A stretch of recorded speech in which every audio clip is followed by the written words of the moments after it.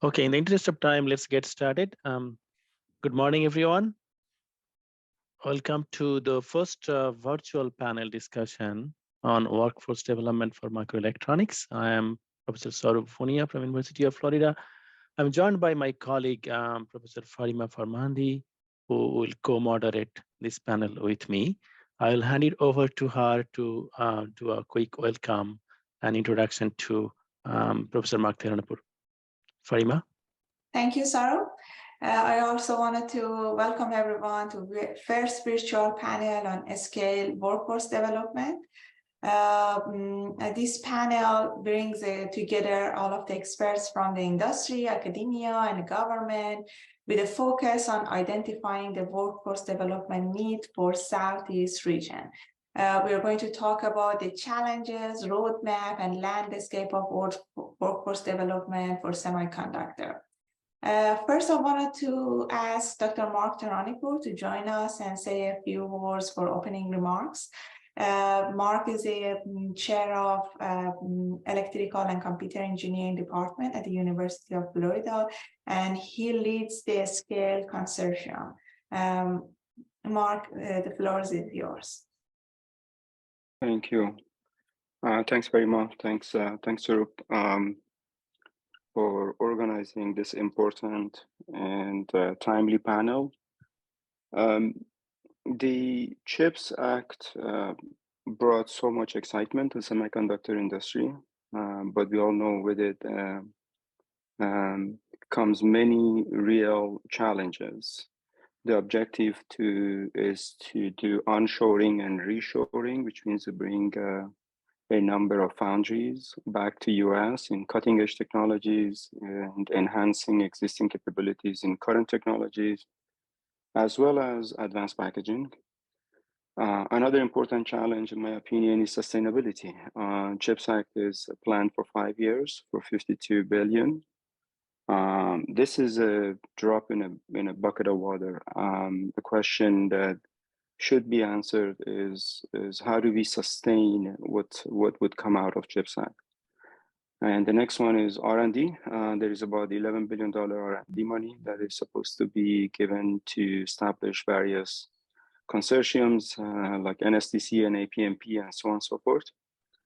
But perhaps the most important challenge for CHIPS Act is generating the next generation workforce, as well as the workforce that can address building and capabilities in running the equipment, and those who have to have advanced degrees. Today, US semiconductor industry has about 250,000 jobs already. And the numbers that are thrown out by various agencies is that we need an additional 200,000 new workforce in the market in the next 5 years. Basically, what they're asking is to double the workforce in the next 5 years. This brings tremendous amount of challenge, and this challenge should be addressed by academia, government, and industry together. That should bring in diversity. The challenge has to address the need for instructors and trainers. We, at this point, in my opinion, do not have enough trainers. We do not have enough instructors to actually teach semiconductors in the universities in the United States. And we need resources to be able to train students on those resources, whether it's test and characterization capabilities, rapid prototyping, and so on and so forth.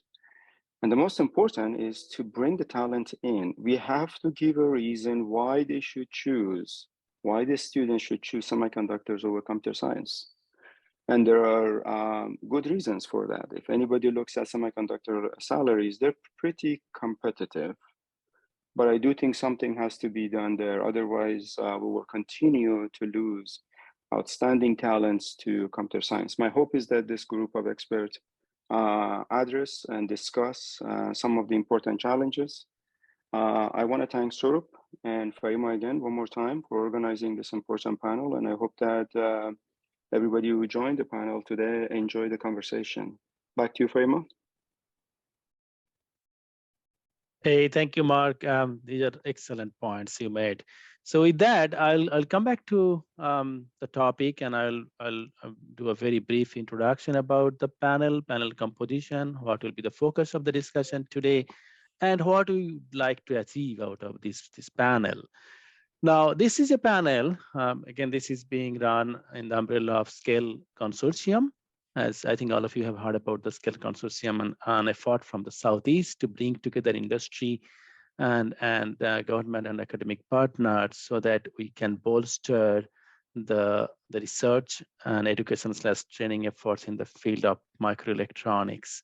If you want to know more about Scales Consortium, of course, there's a website. You can go there and you can learn a lot about the activities and the mission of the Scales Consortium.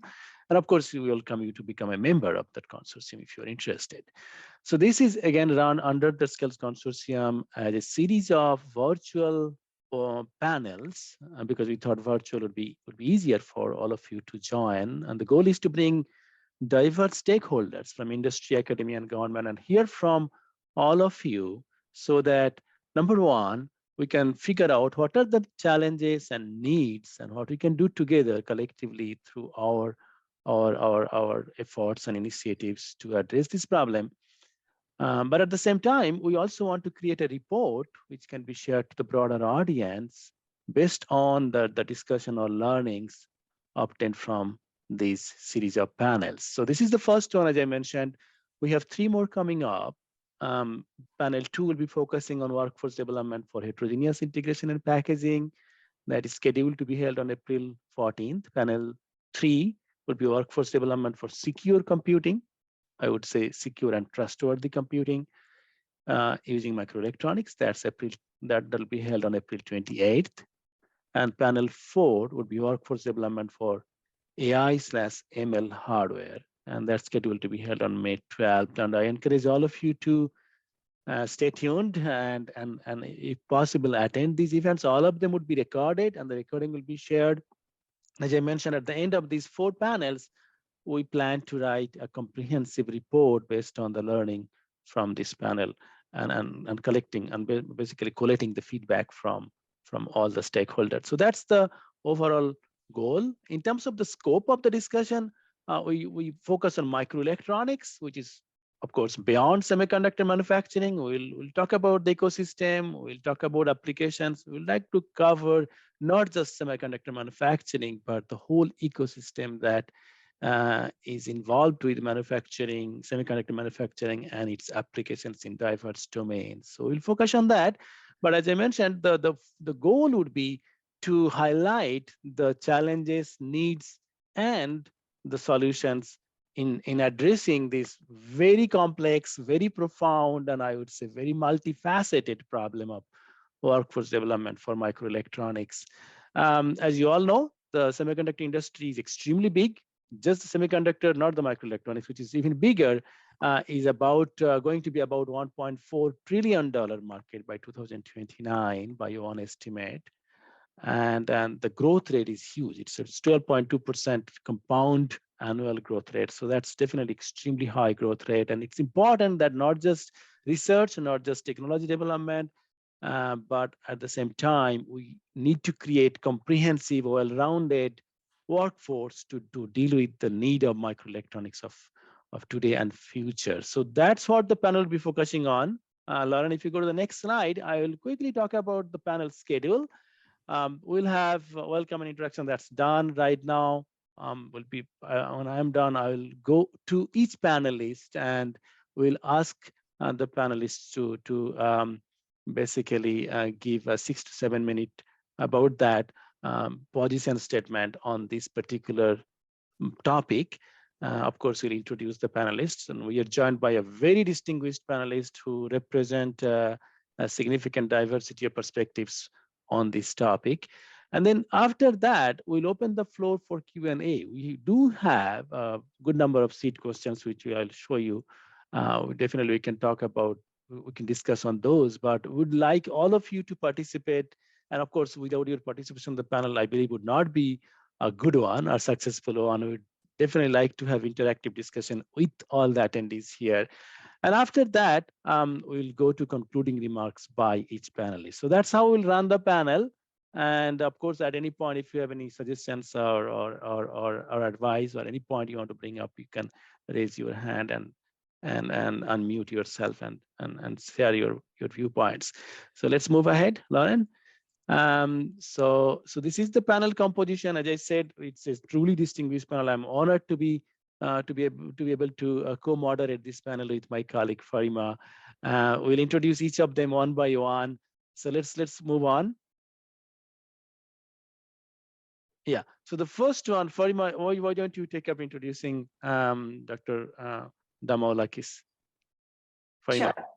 Thank you, Swarup. As you said, that we have 5 wonderful panelists, and it's my honor to introduce the first one, Dr. John Damaolakis, who focuses to bring together into an integrated framework and approaches cadence core technologies on EDA, simulation, emulation, and digital training tools to address the technology challenges encountered on information sciences, microelectronics, knowledge-based algorithms, and signal processing applications domain. He holds a PhD from Rice University. He is working with numerous US organizations to conceive the original and fundamental program ideas, developing and completing required constituent technology, and transition to the derived products to commercial and government programs. Workforce development and microelectronics is a collateral activity to all of these, which he currently pursues through the Cadence University program, involving more than 1,000 active members. Prior to Cadence, he was at the University of Southern California Information Science Institute as a senior director and director of advanced electronics. And prior to that, he was a senior director at Lockheed Martin, developing a variety of electronic systems. He is the recipient of Franklin's Institute Levy Medal for his contribution to optimal control and estimations, and USC ISAI Award of Excellence for exceptional contributions. This wonderful John. So he's going to have his statement. Let's go. Yeah, let's introduce all the panelists first, and then we will come back to John, and we'll go in this order in terms of position statements. So Lauren, can you move on? Yeah, the second in the panel in the panel is Jennifer Fowler. She's a statewide program director of Arkansas NFS EPSCAR and principal investigator of the current Track 1 project, data analytics that are robust and trusted. Jennifer is passionate about science and innovation and enjoys creating opportunities for learners of all ages. After attending the Arkansas School of Mathematics, Science, and the Arts, she obtained her bachelor's degree in biology from the University of Arkansas. Prior to her promotion to PI program director, she served for 7 years as the director of education, outreach, and diversity for Arkansas NFS EPSCAR and the Center for Advanced Surface Engineering, where she implemented a variety of programs and activities to broaden participation in STEM. She's currently pursuing her PhD in molecular biosciences at Arkansas State University with an emphasis in machine learning. Jennifer serves as both a team coach and director of partner engagement for National AI Campus, a novel workforce program developed at Arkansas State University to provide foundational skills training in artificial intelligence and machine learning. She also volunteers with Girl Scout Diamonds of Arkansas, Oklahoma, and Texas as a member of the board of directors and the founding chair of the council's DEIA committee and the ASMSA board of visitors. Welcome, Jennifer. Let's move on. So the third panelist is Dr. Aaron Franklin, who received his PhD in electrical engineering from Purdue University in 2008, and then spent 6 years on the research staff at IBM TJ Watson Research Center. He joined the faculty at Duke University, where his group has 3 primary research thrusts: nanomaterial in high-performance nanoelectronic devices, nanomaterial inks for low-cost printed electronics, and harnessing nanomaterial sensitivity in biomedical sensing system.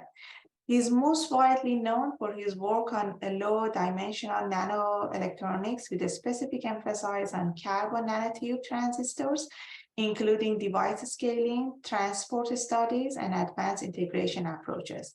Sponsored research in his lab includes projects involving high-performance transistors, printed electronics, thin film transistors, and biomedical cells.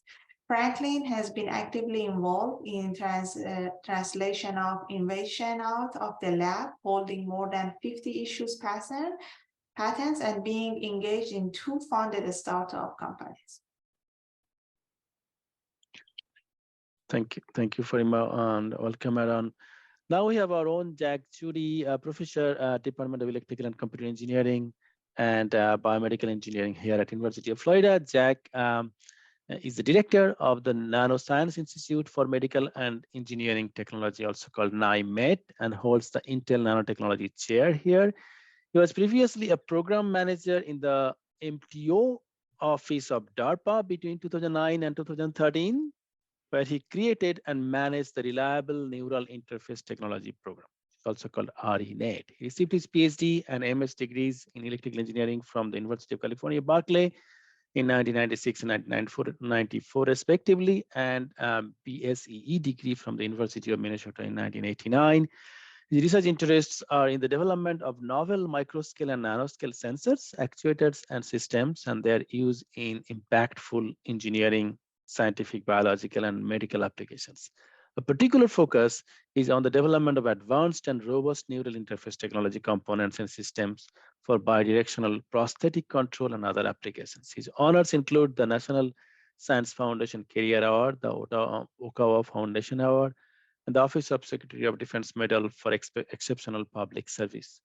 He is a co-chair of the 2024 GRC on nanoelectronic interfaces and the program chair of the 2025 International Conference on Solid-State Sensors, Actuators, and Microsystems. Welcome, Jack. And the last panelist, Farimah, go ahead. I have the honor of introducing our last panelist, Dr. Shrine Aubrey, who is the full professor of nanoscience at the University of North Carolina at Greensboro. She received a BS in chemistry from West Virginia State University, obtained a PhD in chemistry from the University of South California, and was a postdoctoral fellow at Johns Hopkins University before beginning her academic career. She was an assistant, associate, and full professor of chemistry at Western Michigan University. In 2015, she became the associate dean for research in College of Art and Science at Western Michigan University. In 2016 to 2018, she served as a Associate Vice President for Research at Western Michigan University prior joining the Joint School of Nanoscience and Nanoengineering in 2019. She has published over 100 articles. She is the co-editor of 2 new books titled Green Technologies for the Environment and The Power and Promise of Early Research.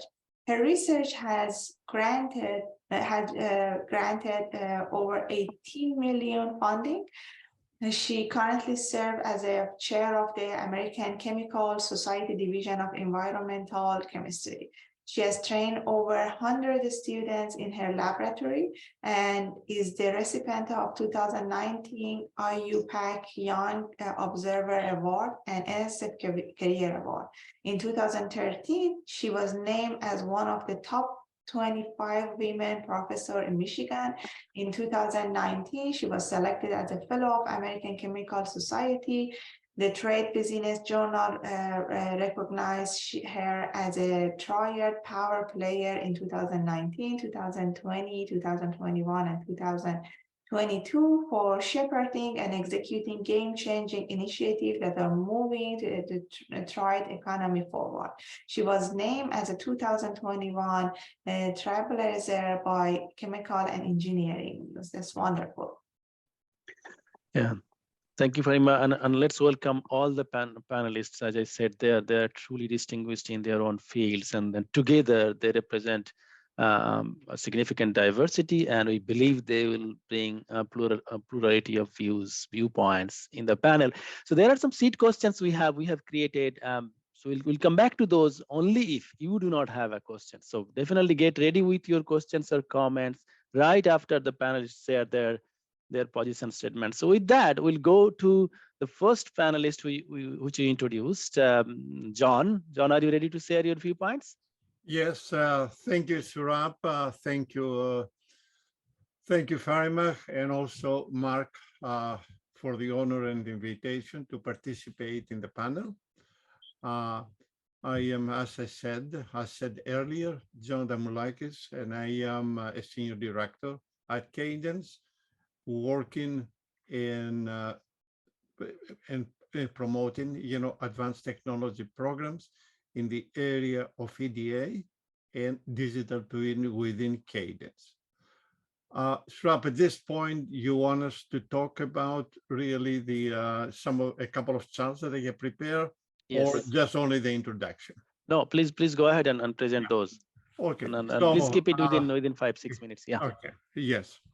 And based on my activities prior to that, I was at the USC, University of Southern California, in the D department when I spent 22 years over there working microelectronics activities.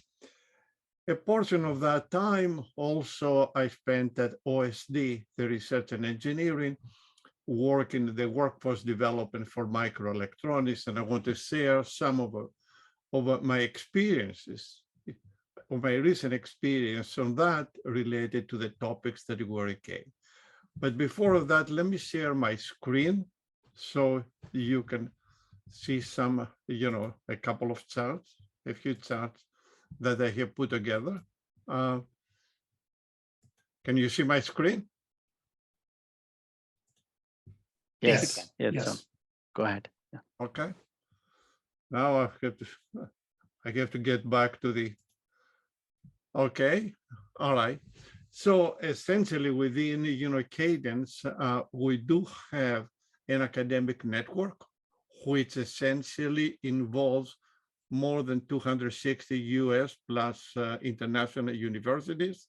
We're working with them, with all these universities, to provide licenses and support, for their academic careers in the students, and all the tools and everything, that they need in order to promote, microelectronics curricula and related activities.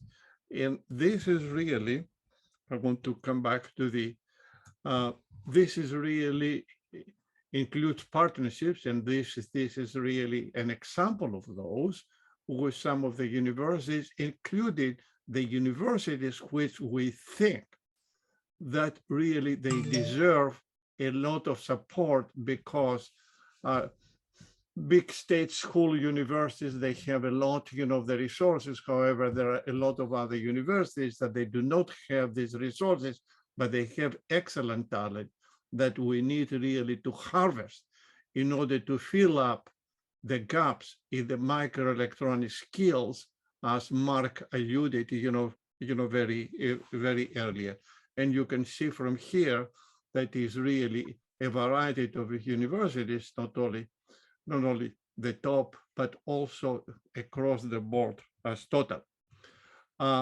We provide, as from Cadence, we provide to these universities a variety of tools that almost free.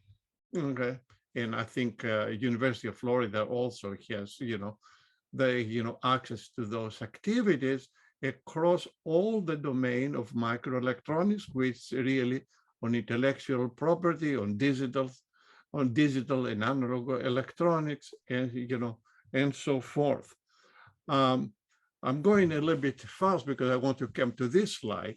Over here, who is really how we perceive. And as I told you earlier, I spent a few years, at OSD as part, of my University of Southern California activity, working, with the industry in terms of the microelectronics gaps that we see and the skills needed to move on to the 1 trillion market in microelectronics expected to be in the next few years. And you can see, from the one side, really the EDA flow or the design of microelectronics, starting from the concept definition all the way to the packaging and the skills that needed at the university level to prepare the next generation workforce. And how we can do this is not only theory, but also, practice. We've got to institute things that the students have at the end when they graduate hands-on experience. Parallel to that is not only we need within the electronics industry, not only degree engineers, but also community colleges. And we can talk a little bit more how we attract, this workforce, not only to be at the university level, but also at the community colleges. And more important is the skills that we need. And that's very, very critical, at community colleges to prepare the associate engineers or the associate degrees, that they give. Because a lot of the community colleges, they have the resources, but they don't have the staff to teach the courses and the instructions and everything what we need. With that said, I'm trying to be very sensitive of my time, okay?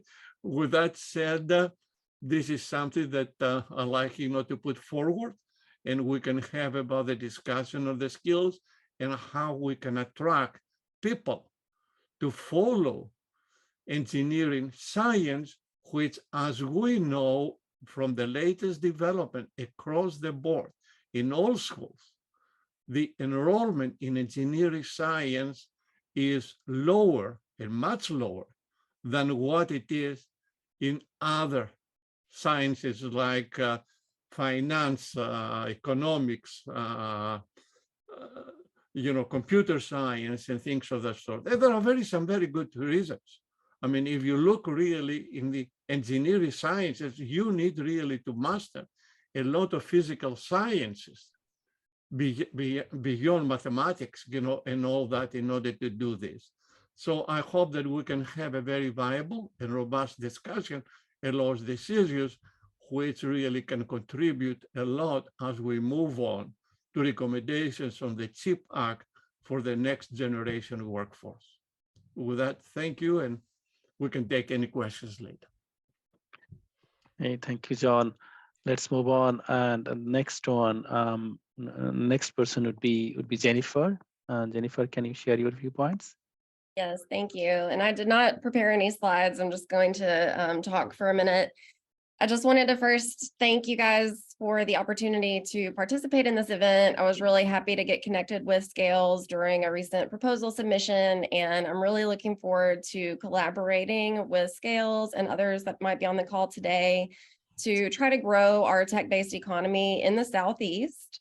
In case you can't tell by my accent, I am a Southerner. I was born and raised in Arkansas, and despite all the crazy things that you might see in the news, we do have some interesting, things happening here that I'm really proud to be a part of, and I'm really passionate about trying to work towards growth and support of that in the South. So Florida is not an EPSCoR state. I feel like I need to just really quickly explain that EPSCoR is a program that was first implemented in 1979 at the National Science Foundation to address geographic disparities in federal R&D investments. Since then, it has been implemented at the National Institutes of Health, USDA, Department of Energy, Department of Defense, and NASA. It's relevant to this conversation because the CHIPS Act actually included provisions to significantly increase the budget allocation for EPSCoR at NSF. There's 25 states and 3 territories that are currently eligible for it, and many of them are in the Southeast. So though Florida and Georgia are not EPSCoR eligible, South Carolina and Mississippi, Alabama, Arkansas, Puerto Rico, all are. So the CHIPS Act also froze EPSCoR eligibility for 5 years, so no new states will become eligible for it. And to put in context how significant the budget increase is and how this could impact the Southeast region, is that so from 2020 to 2022, over the past few years, NSF has been allocating between 2 and 3% of its overall annual budget for EPSCoR.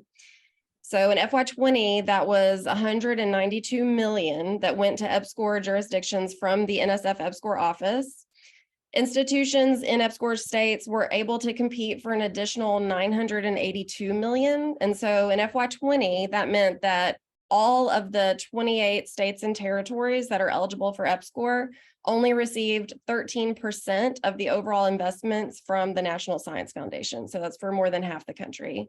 And in any given year, it's not a surprise if we see more than 25% of all the federal R&D investments going to Maryland and California, just those two states. So that's what EPSCoR is all about, is that, like, you know, geographic diversity in federal R&D investments. So the CHIPS Act had a provision in it that in the set aside for NSF EPSCoR will rise to 20% through FY29. In numbers, that means a jump from FY22, 239 million to FY23, 1.2 billion. So it's pretty significant. Arkansas is the only state that administers our EPSCoR from a state government economic development agency. And so we have a very unique governance structure that has provided us with some interesting insights. We have a lot more patents and spin-out companies from EPSCoR supported research than most other EPSCoR states. And being housed at the Economic Development Commission, we also are in the Department of Commerce, which is home to the Division of Workforce Services and our manufacturing extension partnerships. And we manage a lot of incentives related to research and development, innovation, and economic development. So you might be surprised to learn that there are more than 20 companies in Arkansas that manufacture semiconductors and related components. And you may also be surprised to learn that aerospace and defense is our highest value export sector. So a lot of people don't know that. And that kind of symbiotic relationship of having these like small and medium-sized companies that are doing very novel innovations in the semiconductor manufacturing process and a large customer base within the same state has been, you know, led to the development of some really interesting collaborations and initiatives that we've been able to sustain.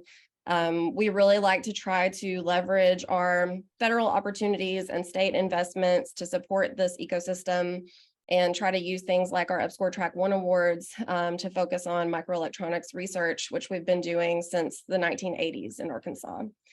And we are currently working with a broad range of partners to try to stand up a public-private partnership that will kind of catalyze the semiconductor ecosystem in Arkansas and strategically leverage the pending opportunities that we're seeing coming down with chips. So we're really excited about it. Things like the NSF Regional Innovation Engines, the Microelectronic Commons, the hydrogen hubs, you know, we've got a lot of really interesting irons in the fire right now. And the main message I think I want to get across to the group today is that it's going to be really important for us to collaborate and to innovate, not just technology, but innovate how we work with each other, innovate how we implement workforce programs, implement, you know, new strategies that really have not been addressed before if we really want to impact the size and the diversity of our science and engineering workforce. And co-creation of those strategies is going to be really critical. I think it's important to be really intentional about how you collaborate with diverse communities to develop and implement programs that will be authentic and sustainable. And, you know, engaging with people early and often is really key. And that, you know, we need to, if we want to engage diverse workers, we need to implement diverse programming. And so that's kind of the main kind of messaging I wanted to get across today. So thank you again for inviting me, and I'm happy to answer questions with my panelists. Thank you, Jennifer. I think next we'll go to Aaron. Yeah, excellent viewpoints. Aaron, go ahead. Yeah, thank you, Swarup, and yeah, I think those were great viewpoints shared so far. My name is Aaron Franklin. I'm a professor of electrical and computer engineering at Duke, and I really am honored to be a part of this panel. I think there's just a really great diversity of perspectives that we should be able to hear and already are getting some of. Maybe what I can offer as a couple background points, both from my introduction and also from some things that I would count as being important in this topical space, is related more to the manufacturing side of microelectronics and semiconductors, with respect to needs that we may see in the Southeast and needs in the workforce development system broadly. So first point is just a quick data point, and I know it's singular for being from my research group and our educational system at Duke, but I'll try to make the connection, which is the last 3 PhD graduates from my research group, which my group does exploratory science on nanomaterials, things many years out from finding their way into a microelectronics technology product. And yet the 3 most recent graduates all have jobs at Wolfspeed, a Cree company that does ultra-wide bandgap semiconductors in North Carolina, as well as a few other sites that are now being developed. So why would students with only would be a passing exposure to ultra-wide bandgap silicon carbide or gallium nitride work suddenly find themselves working in a space that is, and to some, that may sound like fairly congruent, that you have something connected by being in semiconductors, but it's a pretty significant shift. And I think the reason why you see those things happening is one small way of seeing a much larger gap that exists with how we are actually training students at all levels, undergraduate, community college level, it was mentioned a little earlier, and all the way to graduate PhD level. So I think that, there's no hiding the fact that there's a gap there. How to appropriately address it is, of course, the challenge that we are actively talking through and trying to figure out how to manage resources for. One other kind of growing these data point comments a little from that starting place. The master's program in electrical and computer engineering at Duke is a program that receives about 1,000 applications every year, and about 90+% of those are international applicants. And the program itself, not unlike many others of its kind, has a population of students that, based on the applicant pool, is around 80 to 90% international students. And the job placement success rate is exceptionally high for those students, almost all of them within the US getting jobs, including in North Carolina and the greater Southeast. So, I mean, again, I'm not sharing anything. I think this is a super surprising anecdotal data point, but it speaks to the fact that for workforce development, we have a significant domestic gap of interest in going down these tracks. And then for a last point, if I'm allowed to share, it looks like I am, I just kind of put up a couple of quick articles here, and I could have picked just about anything to make this message because there's a lot of articles out there. This one's from the Washington Post back in October, talking about economic future of US depends on making engineering cool. Now, this is my PhD alma mater is Purdue, and the highlight of this article is largely around Purdue. But, it makes a point that while that's Midwest, Purdue shares in common what a lot of places in the Southeast do, which is there's not a huge job market in West Lafayette, Indiana. So they're not exactly training workers that are going to stay in West Lafayette. And yet the recognition more broadly for that region and for the country is that there's a strengthening of the educational workforce development that's critical in the semiconductor industry. And what's telling about this article, to the point that I'm trying to make, is that one of the biggest costs we've had in the last decade or more in the tech industry is that, and I'll stop sharing that, but the word tech now means software to most people. If you search tech industry jobs, people think you're talking about software jobs. And for those of us who are more dyed-in-the-wool hardware, semiconductor manufacturing people, it's actually offensive that we wouldn't be considered part of the tech industry, right? But we've allowed sort of mass media to sort of take hold of that and transform it, and there's a cost to that. A lot of that cost is exacerbated by the disproportionate pay scale that students know. If they're majoring in a discipline that's very diverse, like ECE, they can go on a software track and I oftentimes make 50% more starting salary than if they were to stick with a more hardware manufacturing based track. So a lot of disparities to deal with, I think, and educational opportunities to develop. And I'll kind of stop rambling on that, but that just gives some idea of perspective for me. And maybe a closing comment is, I've been a faculty member for about a decade and was at IBM Research before that. I did spend a year or so at Intel early in my career, when tech still meant being a hardware person, actually, back in the early 2000s. So I've certainly seen this evolve over that time, and happy to share any other comments and if they happen to be helpful throughout the panel discussion. Thanks for having me.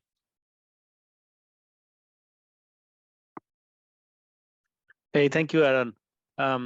Let's invite again excellent viewpoints to add quite a new things, new perspectives from what have been said by John and Jennifer. Let's move on, and Jack, you are the next. All right, thank you. I've got a few slides to share. Oh, click.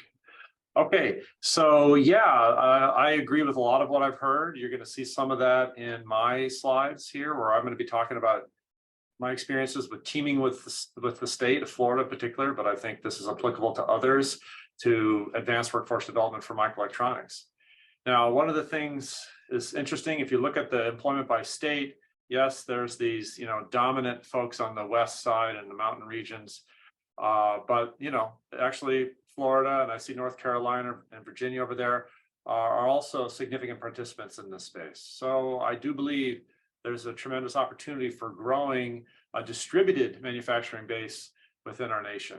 And I'm hoping that we can find ways to succeed in accomplishing that and supporting our local industry. So a common problem we have is a bit of the chicken and the egg challenge, as I call it, here in the Southeast in Florida. Which comes first, jobs or the trained workforce?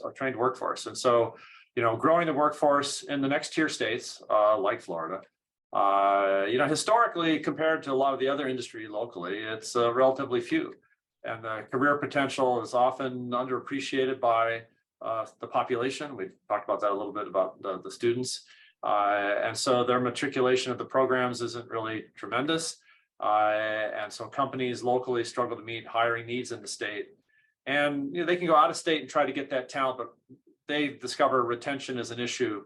And so, they're caught in this loop. And so we're trying to find ways to break that by scaling up these programs.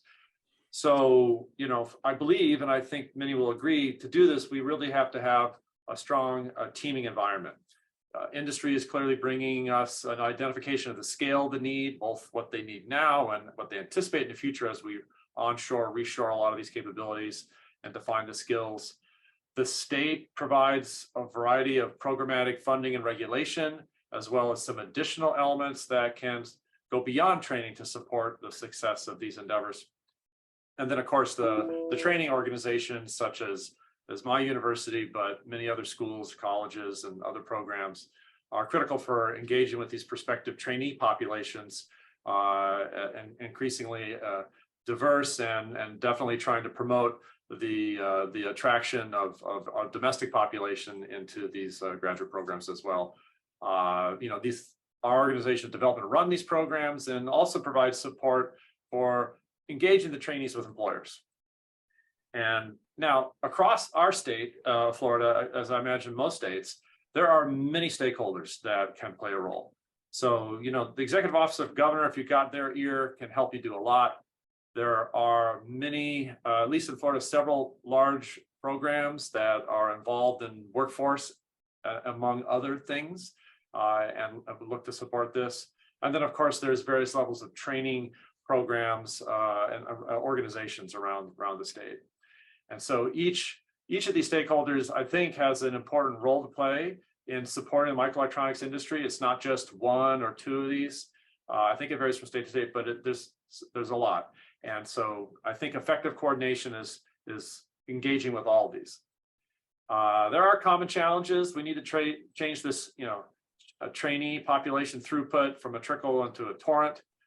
And so this goes directly to what Aaron was talking about, right? At the K-12 level, we need to somehow inspire the next generation of diverse trainees to consider this as a career despite knowing the existence of the career alternatives that they experience every day, looking at their phones, playing with apps. So, you know, there's ways to incorporate microelectronics training potentially in there as well. And if that's college and university level, the challenge there is sometimes scaling up programs, particularly say hands-on training to the level that's necessary for the future trainees or the future employed people. And then of course, constantly updating the programs to track industry's needs and reducing barriers and all these other things that are necessary to make the experience accessible and exciting, and exploring new paradigms, right? I mean, we'd like to find ways to distribute and share these programs across the participating regional states, including HBCUs and other MSIs. And so there are state level programs out there that we are engaging with, and others can. There's a variety that I mentioned there that can support things like business, climate, infrastructure, but we're today focused on workforce. And so, you know, they can approve programs, whether that's statewide career technical and educational frameworks, as they call it, CTEs here in Florida, which can influence things that happen at the upper levels of K-12, as well as community college and vocational training. There's also, they can have programs to support the scaling up and making these programs sustainable with a higher throughput by in supporting these programs at the state and college levels, whether it's scaling up infrastructure or the training base. They also can provide support to provide direct connections with industry and the students by providing state-sponsored internships, which is a great thing for both the industry and the students involved. And then there's also some unique federal programs that can be explored and exploited for our efforts here, including the DoD Skill Bridge, which is of course targeting veterans and provides them with substantial funding post separation to engage in new industries. And so, you know, in closing, I just feel that there's a lot that, you know, we can do individually from our own perches, but we definitely need to team as much as possible to create something that everyone can buy into and support going forward and scaling up and making it sustainable. So with that, I will stop sharing. Thank you very much, Jack, for your great insights. I wanted to invite Sharon to share her insights with us. Hello, everyone. My name is Shireen Obeir, and I currently serve as the Dean of the Joint School of Nanoscience and Nanoengineering at North Carolina A&T State University and the University of North Carolina at Greensboro.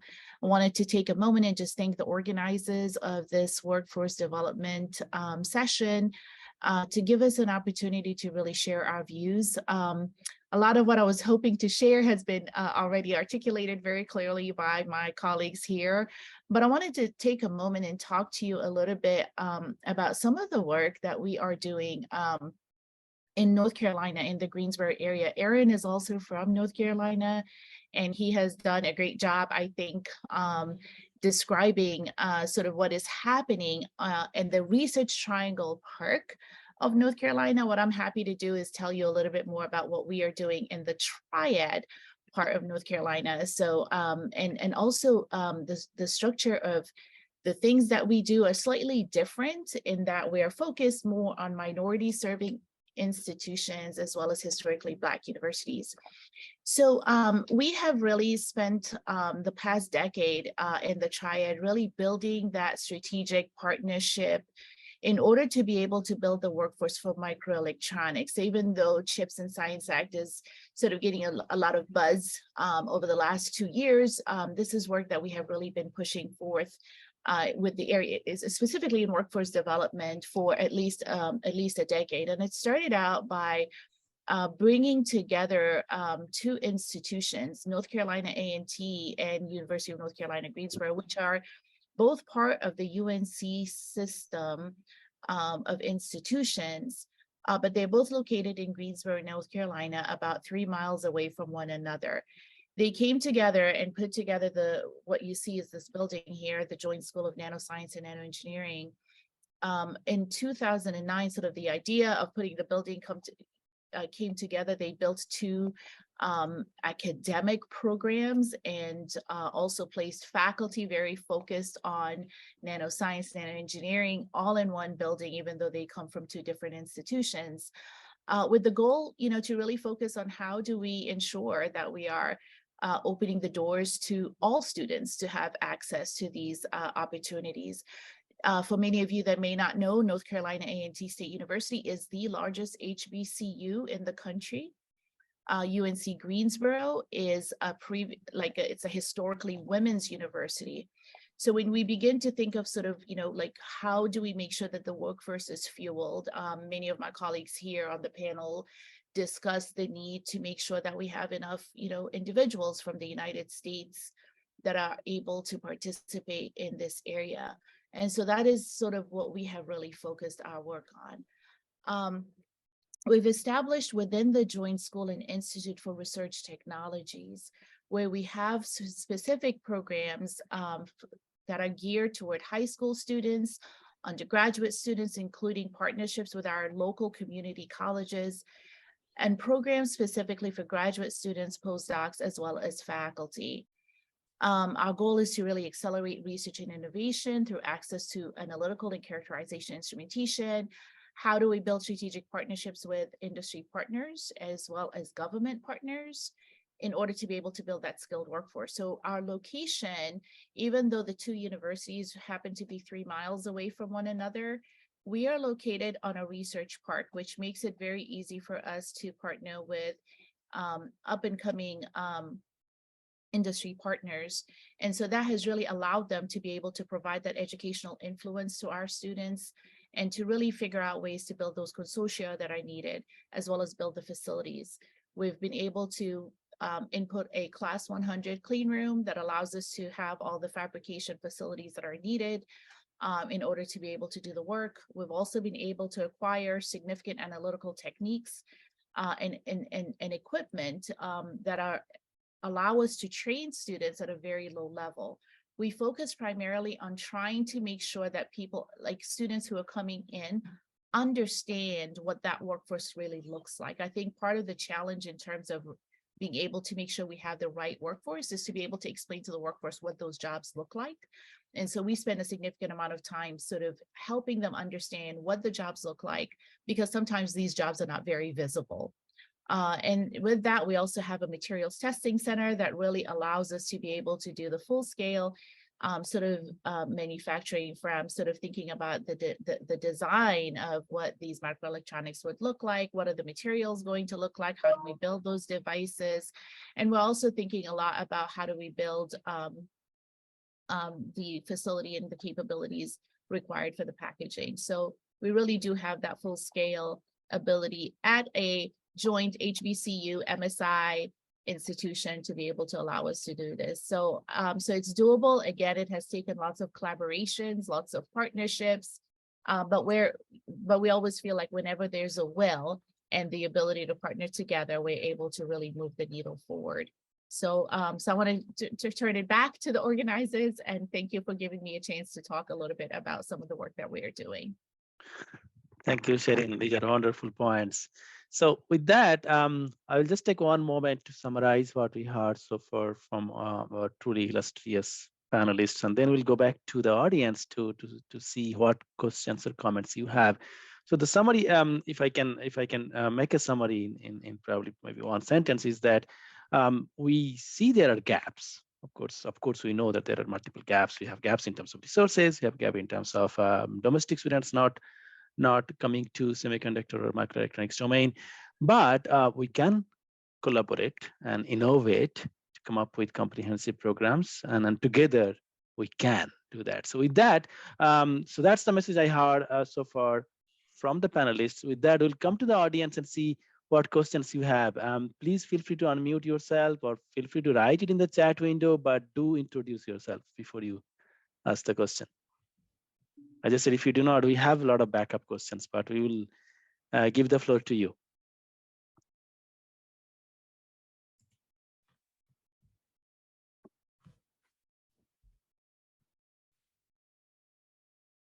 So I think while the audience is is thinking about questions. Maybe Farimah, you can ask the first one, and then we can let the Sure. panelists answer this. So I think that, during the discussions and, the statement from our panelists, we heard a lot of challenges in the workforce development. I heard of retention issues, domestic gaps, or, lack of investment in certain regions, or not having proper training in pre-college, K-12, or, college ones, and, as Swarup also mentioned resources that we need to invest on that one. So the question that we wanted to ask is that is there any other challenges that you wanted to mention on that you wanted to add, and what are the opportunities that we can leverage in developing microelectronic education programs, and those opportunities can be anything that is specific to Southeast regions, very similar to the ones that Mr. Ryan talked about. Sorry, are you, Farimah, are you asking the panelists to respond, or? Yes. I think anyone can pick it up from the panel. Or a panel? All right, I take the first crack on that. Okay. Sure. Yeah. Yes, those are very good points. I mean, yes, we can reiterate the challenges, the fact that the enrollment is lower and things of that sort.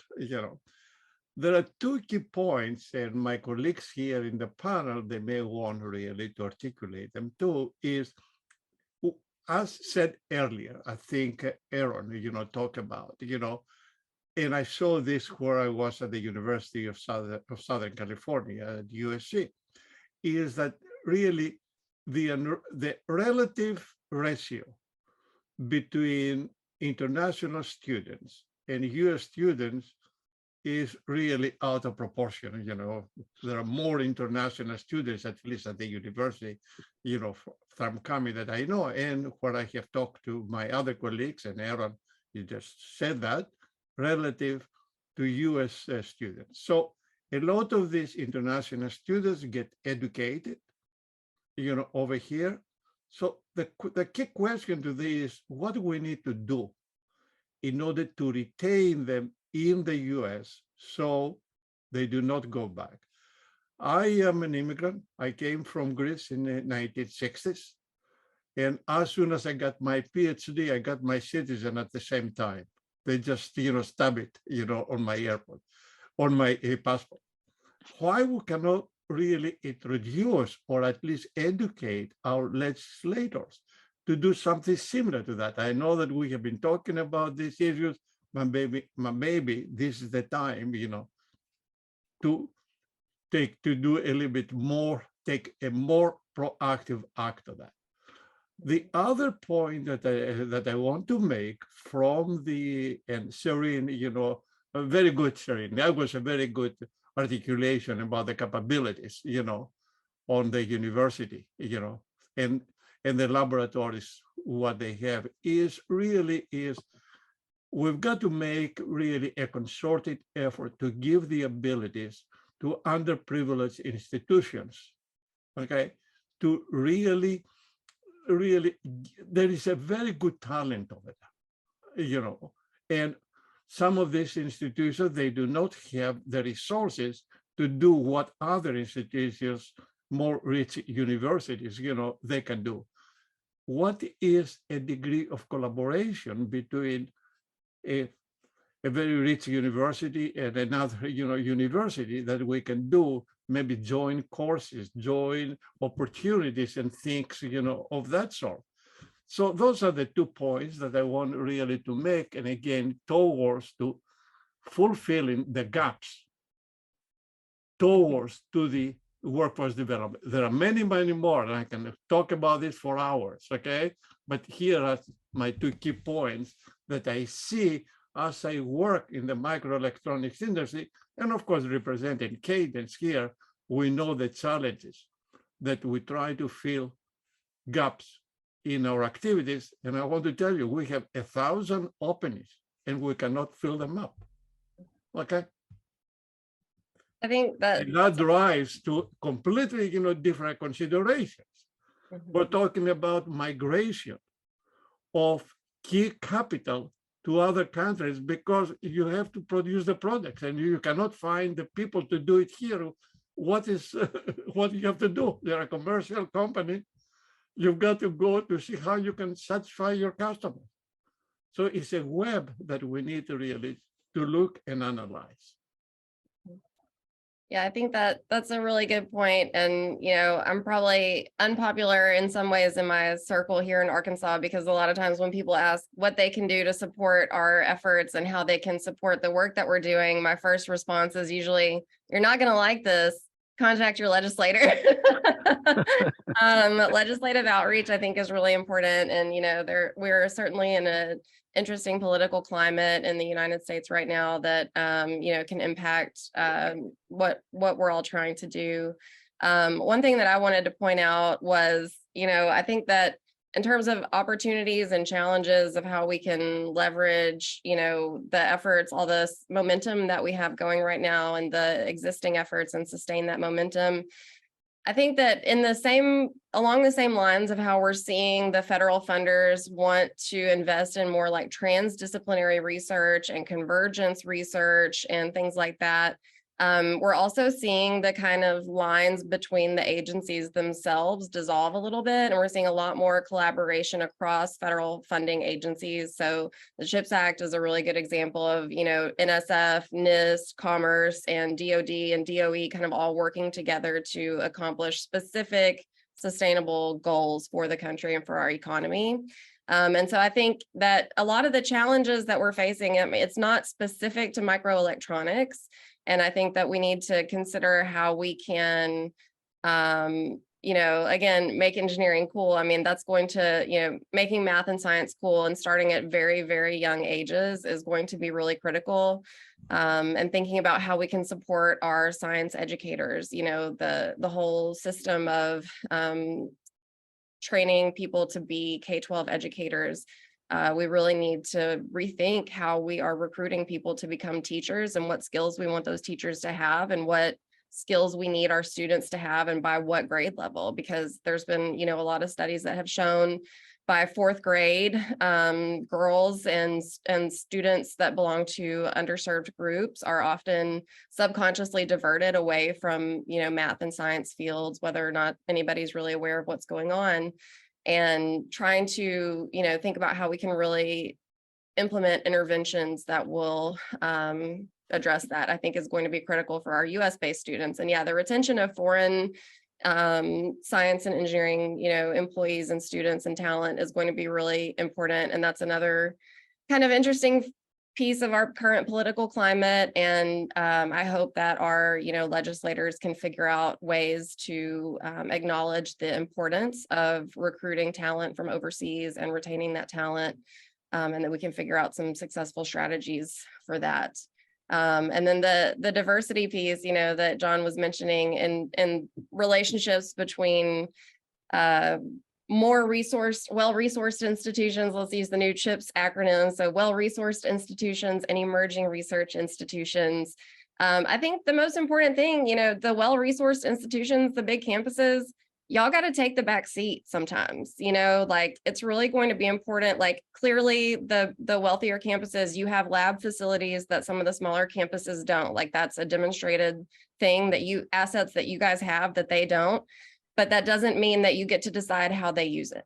You know what I mean? So I think really co-creation is the key word here. So really thinking about how you can authentically engage and partner with those campuses is the only way to create kind of sustainable programs and collaborations from that. Thank you, Jennifer. That's a very good point.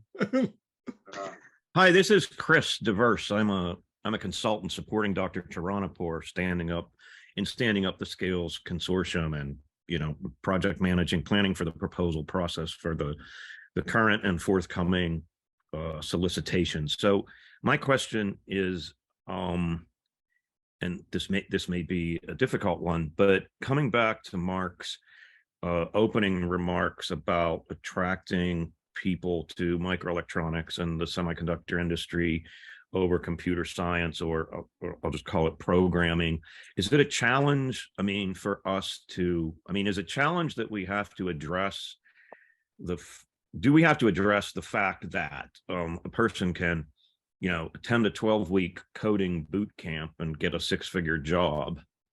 And I don't know that a semiconductor boot camp can be a thing, but is that, I mean, is that a challenge that we need to address, or is that sort of not a problem? I mean, just, I'm interested in people's thoughts on that, because it does seem to be a thing, right? I know I just spoke, but let me chime in real quick, just because I am the principal investigator on our current Track 1 award is data science, computer education and stuff. That's what we're doing right now. I will say a lot of those boot camps are no longer in operation. So those are actually, it turned out that those are not actually very sustainable. And we've been facing a lot of challenges in Arkansas in that sector, with companies trying to recruit students before they even graduate from their degree programs. And what we always try to tell the students is like, yes, that looks attractive right now, like a $70,000 salary to a first generation low income student is very attractive, but you will not ever be able to be promoted within that organization if you do not finish your degree. And so I think that while we need to open the floodgates on like STEM education in general, and it's going to be really difficult to funnel people into specific sectors, you know, those little boot camps and stuff like that, I don't think that those are really going to be long-term, you know, evidence-based strategies that'll be sustainable. Okay, well, that's, anybody I guess, encouraging. I guess that's I'm not trying to. Yeah, I guess it's encouraging for us. Maybe not if you run a boot camp, but I mean, I guess it lowers the bar for us. So thank you very much, Chris. You know, I agree completely with Jennifer, because I try during my years at USC to have, you know, boot camps. I work with the New Hampshire boot camp with BAE systems. Those they have limited, you know, type of an effect. Okay, and we can go on and on, you know, for different cases. But I want to make one point, you know, based to this. I think the semiconductor industry, with respect to the attracting the right people, the right skills in order to do their jobs, is really in a crisis mode. I'm talking to my colleagues at Intel, Global Foundry, even Samsung down in Austin, okay, in all this. And we can go on and on and on, not only the foundries, but the fabless industry too. In our government, we have declared emergency opportunities for other professions, medical, you know, teachers. You know, what about the idea of really providing some very good financial incentives to the students to follow up semiconductor technology? And after graduation, for example, their student loans can be completely eliminated after 5 years of service, or supporting them during, you know, the time of this. We've got really to think something different. I give you an example, what Sweden does in the microelectronics industry. Everybody that is really attended microelectronics disciplines, he gets full benefits as a full-time employee. And I'm not saying that that may be an extreme, but I want you to tell you to the measures that Germany, Sweden, and things like this have done in order to address some of the issues. So we've got really to think, in addition to what we said earlier, but also what incentives, real incentives, can give to the students to follow, you know, these activities. Hey, John, thank you. These are really great points, and hopefully we have some government attendees who can take this home. So, any other question from the audience? There's some hands up. Yes. Maybe we'll go to Ahmed. Yes, hello. Yes, this is go ahead. Fahmi. Yes. I'm a youth graduate, proudly. So I'm working definitely in the microelectronic industry, in the chip industry. So the thing that I notice now from the people who are applying is that they lack the focus. Most of them, they definitely in their resumes, you have to see some traces of software in all the curriculums and the classes they attended, it's hard to see people who are focused on hardware only. And that maybe shed some more light on what Chris has mentioned.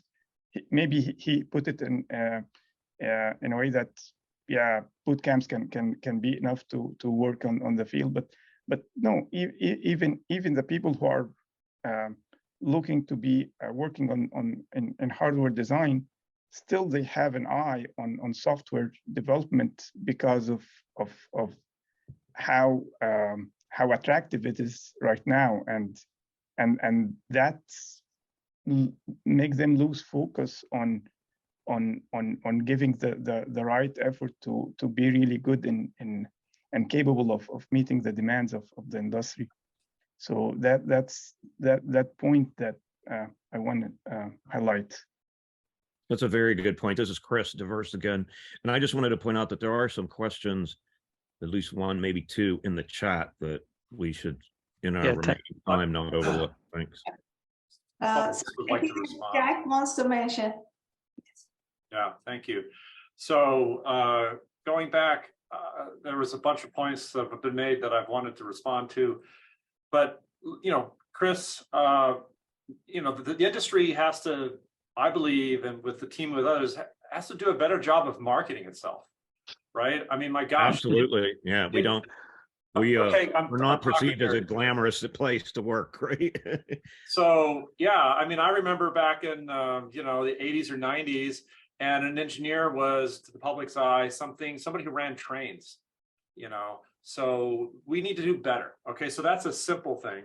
And I wonder, John, you know, Silicon Valley, for example, is really benefited by having all that concentration and co-location. It's really, critical mass is great.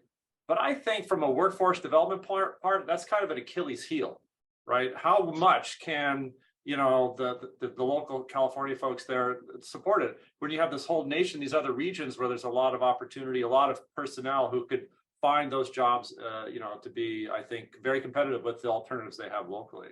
So I think this notion of distributing the training, that is can maybe help support the creating more domestic people that have the training to fill your thousands of jobs, and not relying just on the California schools or wherever you happen to be. Oh, I'm sorry. Thank you, Jack. Jack, I do not mean by no means I talk about California school. I talk about nationwide. Okay. Okay. Hey, thanks, John. Thanks, Jack. These are great points. So the summary is that we have to make these jobs and careers cool, high-paying, and glamorous. All of them. So let's move on. There are several questions in the chat. Yes, let's we have, yes. Go ahead. Shirin's hands up. Yeah. Go ahead. Maybe Siri, you should go first. Shirin. So yeah, what I'd like to do is actually address one of the questions that is in the chat. And it's by the question reads, in what ways do you believe that work-based learning opportunities like internships and apprentices can contribute to the development of a capable workforce for the microelectronics industry? I think, you know, I think people have struggled in terms of like, how do you do this, right? And I think my colleague Jennifer Fowler made a really, she used the word co-creation. Co-creation is really important. Sometimes we think of co-creation between universities, and I think we know how to do that well, but it needs to be co-creation between those companies that are going to hire them and the universities. And that is a difficult thing to do, because universities are sort of very used to how they're going to do things. They do things based on semesters. They do things based on, you know, textbooks, curricular, and industry sort of thinks about, you know, I need to get this job done. I need the workforce, the person who's going to enter the workforce to know how to have very specific skills. So it's going to be upon academia to be able to figure out how to have these short-term courses, to be able to offer them. Prior to moving to North Carolina, I used to be in Michigan, and we did this really well. We used to have these short-term courses. You know, it would be like, you know, a week. and you have a crash course in certain things. And that allows like you to be able to really diversify who's able to come in, spend the amount of time, learn specific skills, and to move together. But it really relies on a proper relationship between the company that's going to hire these individuals and the universities, and them having access to the resources needed. If that co-creation can happen, I think we're going to really move the needle in terms of preparing the right workforce. So if there are industry people here, academic people, I encourage you to please open your minds to like thinking differently about how to offer these training opportunities for that workforce. Good question, by the way. Is that a kind of boot camp, or is that more? I wouldn't call it a boot camp. I would call it a little bit more because the curriculum, like whatever you're learning in the classroom has to relate to what training you're doing, right? So it has to be like, so the employer has to be able to say like, what is the foundational knowledge that you need?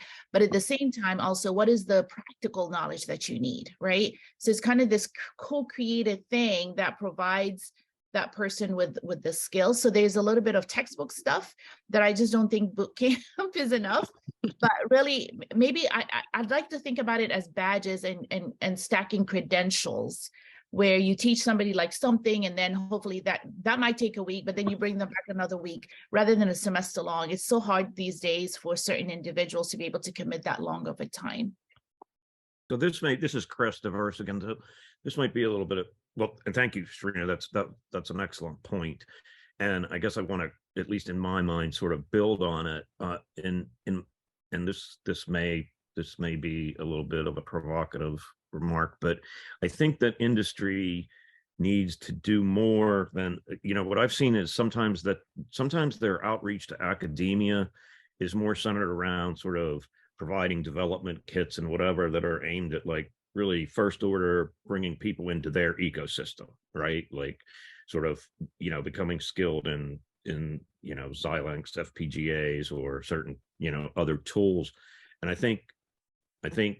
I mean, ideally we would have a higher level of engagement from industry when it comes to partnerships with academia, right? Whether it be at the, junior college, community college level or four-year institution or beyond. But I think that just donating, boards and development kits is not, I mean, I think we need to break that plane. Right?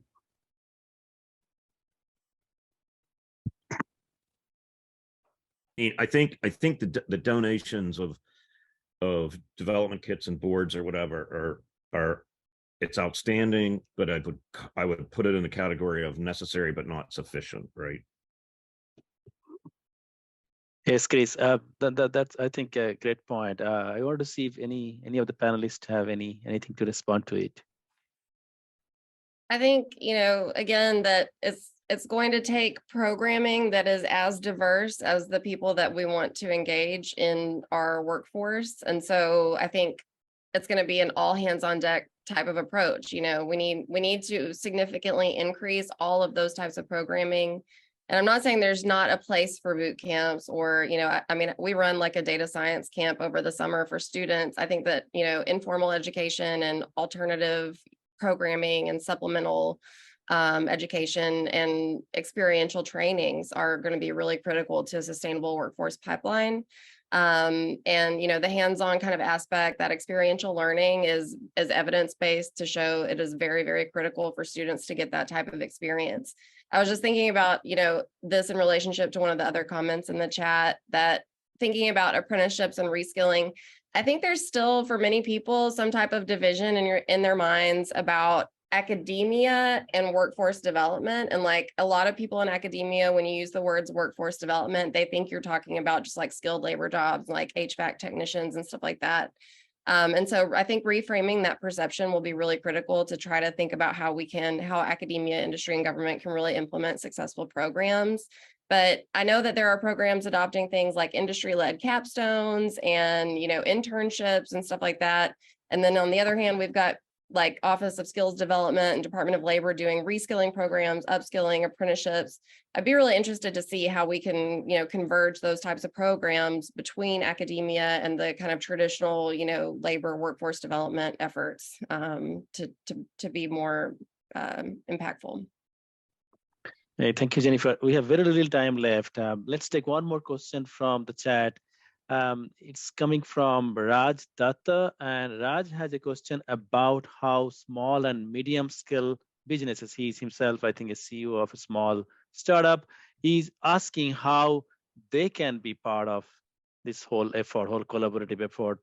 He's specifically saying that, hey, can we do a partnership for internship? So can anyone take that question?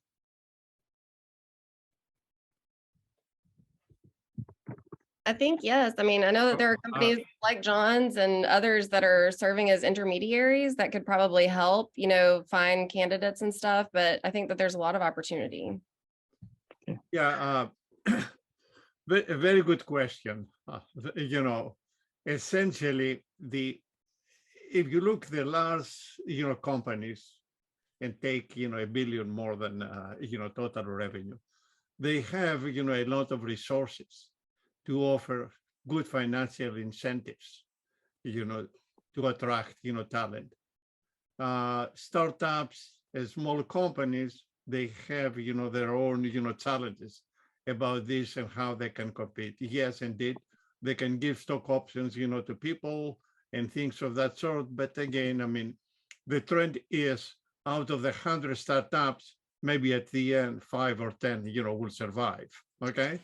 Or something like that. So really that is not equally attractive as somebody that needs, or somebody needs, you know, to meet, you know, the needs. I talked about earlier about incentives, you know, from the government, about for the microelectronics industry. Maybe controversial issue would be really somehow to incentivize with some kind of tax credits, you know, you know, people that they want to work, you know, for small companies or startups. Yes, it is controversial. I understand, but it's okay. Okay, I mean, if I want to open my own company, or if I want to work, you know, for a company that is startup, out of my income tax, I can take credit, you know, so much in the same way that I take energy credit or something else, you know, of that sort. You know, here is some of the ideas, you know, that we can really address, you know, some of these issues. Thank you, John. These are all great ideas. But before we close, I want to ask one more question to Jack and Serene. I mean, as you see the graduates that are coming out of the schools, do you see them? A semiconductor, microelectron is a very complicated, you know, science. You need really the knowledge of mathematics, physics, materials, and, you know, why if you're computer science for image processing, maybe mathematics is the only one that you've got to master, okay? But Jack and Serene, do you see that the people that are coming to schools, you know, to your institutions, they're really well prepared to take, you know, really this complex semiconductor, you know, courses and things like this, or they need a couple of years of training to retrain, you know, these people, you know, to be at a sufficient level, because this is something very fundamental about the selection of what careers the people will do. And of course, really that has an effect really on the high school preparation and things of that sort. Hey, John, that's a great question. In addition to Jack and Serene, I will also ask Aaron to see if he has. Okay, I'm sorry. Yeah, I'm sorry. Yeah, he's also representing academia. So, yes. So maybe we can start with Aaron. If you have any quick comments on this. No, you know, I know we're running short on time. It's been great actually hearing the perspective. Sure. No worry. Okay, Jack and Serene, please feel free to take this. So I myself, I don't perceive that they're underprepared and that they need some additional training. It's that the self-selection at the application stage is pretty severe, and that the population of applicants is being lower than historically. Okay. So it's not that so the truth is that we got to reach out to the people who didn't apply, who felt like, gosh, I don't have the skills, I won't even bother to apply. But if we had some sort of, you can apply and be accepted, and if you complete this, you know, additional focus training, then you can be part of the program going forward, that might capture a larger population. Yes, yeah, that's a good point. Hey, we have to wrap up. Sherin, do you have any quick comment? I'll just say that I think within academia, there's a lot of like perceptions that some people are not prepared. I think it's our job to prepare them, and I'll leave it at that. Okay, thank you. So we have to come to concluding remarks, and we'll go in the same order as we did the position statement, and it will be about 30 seconds to max 1 minute. Can we start with John? Yeah, well, thank you very much. I hope during our discussions, we presented some very key issues that are very fundamental, to the microelectronics industry and to our country. So we can, because microelectronics is really a very key enabler, not only to our economics, but also to the national security. And for the people that may know this, but may not, is the fourth biggest activity of our GDP in terms of, of economic development. So I thought that we presented some very good points. I think we will capture it, you will capture it, and we can move something positive moving forward. Well, thank you very much for all of you. Thank you, John. Yeah, we'll continue this in the next 3 panels. So Jennifer, 1 minute concluding remark. Yeah, again, just thanks to everyone. And I really enjoyed being part of this conversation. I would be happy to talk with anybody offline. Please feel free to reach out. And, again, I think it's just really important that we need to think about how we can collaborate, how we can leverage opportunities. We need to take out, stop working in silos, get out of the tunnel vision kind of mindset, and really work together if we really want to impact our economy and the workforce. Thank you, Jennifer. Aaron, then Jack, and then Sherin. Aaron? Yeah, just echoing the comments that were made. It was a great discussion, and these are the sort of things that will not change without the right stakeholders actually making intensive contributions to them. So it has to be intentional. It's not going to just evolve to the place it needs to be. And I think it's great that these conversations continue, and that hopefully we see some ongoing actions to come out of them. Thanks. Thanks, Aaron. Jack? Okay, yeah. Again, thank you, Swarup and Farimah. This has been great. I'd like to second a lot of what's been said, and I'm very interested in particular in new paradigms, new strategies, this whole credentialing. I mean, micro-credentialing, I kind of associated with like learning Microsoft Office products, but there's a lot more that could be done in that way. And so I think Sherin is really onto something there. I've been thinking about that a lot myself, so I'd be happy to talk more about that. And John, this notion of a national service opportunity or some sort of reward for this to incentivize is, something I think worth exploring. But really, we need to get the industry house in order and increase I'm just going to go to there again, the marketing campaign. We need to make sure this is out there, that they know not just that there's good paying jobs, but there's ways to impact society for the good. And, it's exciting and all the good stuff. Anyway. Thank you, Sherin. So really quick, I just want to say these are really exciting times for our nation in terms of how we educate and how we prepare individuals for the workforce. I think it's important that we think differently. Doing things that way we've always done them is not going to, work. We need to think in new and creative ways on how to educate, how to embrace what we have ahead of us, and how to do it together. So, I want to thank the organizers for putting together this panel and getting us to think outside the box a little bit. Thank you, Sherin. So I'll hand over to my colleague Farimah to say the final words and give thanks. Farimah. Sure. Thank you very much. We had a wonderful, panelists, and thanks for sharing your thoughts with us. Definitely, we are all very optimistic and also hopeful to be able to just make an impact in workforce development in semiconductor, especially in South regions. I wanted to thank our audience for the great questions and engagement that they have. Before just I conclude this panel, I want to say that, as Swarup mentioned at the beginning of this panel, we will continue this series of workforce development, and our second panel would be on April 14th, that we will talk about workforce development in heterogeneous integration and packaging, which we all believe that we will definitely need more emphasis on that area. And with that, I wanted to thank you again. And feel free to reach out to panelists or us for any additional questions that you have. And then have a great day and a great weekend.